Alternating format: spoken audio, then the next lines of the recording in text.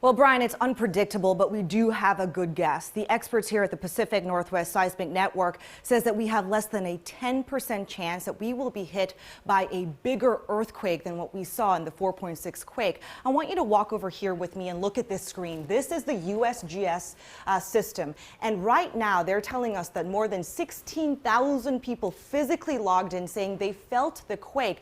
But you know what? You know, a lot more people felt it because it was pretty widespread. Take a look at this map right here. So this right here is the epicenter of where it started. That is Snohomish County.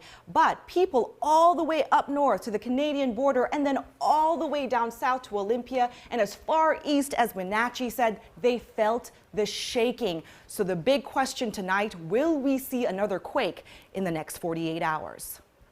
Literally woke me up out of sleep. Nerves are still rattled after Puget Sound's overnight earthquake. Everything was shaking. I jumped off the bed and he told me to get my clothes on real quick, so we were kind of in a panic.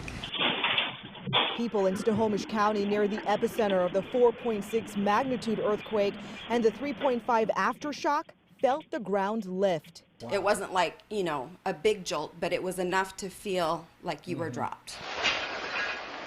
It's not anything anyone wants to feel again, but experts say we are not in the clear. In actuality, there is an elevated risk for the next 24 to 48 hours of a bigger earthquake occurring.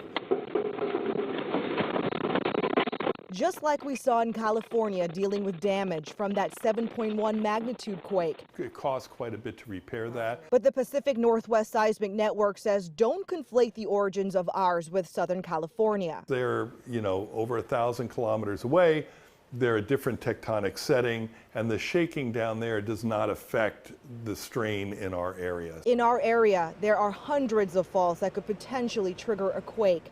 The Three Lakes 4.6 earthquake happened on a fault with no name. Not an unusual place for an earthquake. Bill Steele is saying that because he remembers a previous earthquake close to the no-name fault. The Duval earthquake occurred in '94. That caused millions of dollars worth of damage. And the question is not if we will get that catastrophic earthquake, it's when. We're all expecting at some point in time the big one. So yeah, it gives you pause.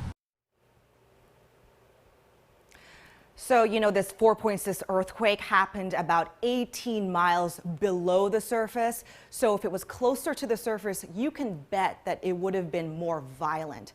Also, coming up for you at 5 o'clock, we have a really cool thing to tell you about, and it's this thing right here. This is an earthquake warning system, and they're testing it out right now. But coming up at 5 o'clock, we talked in depth with Bill Steele about this and when it could possibly go online for the public. So that and more coming up for you at 5 o'clock. Guys, back to you. Yeah, a lot of people still talking about that earthquake from yesterday morning. Thanks, Hannah.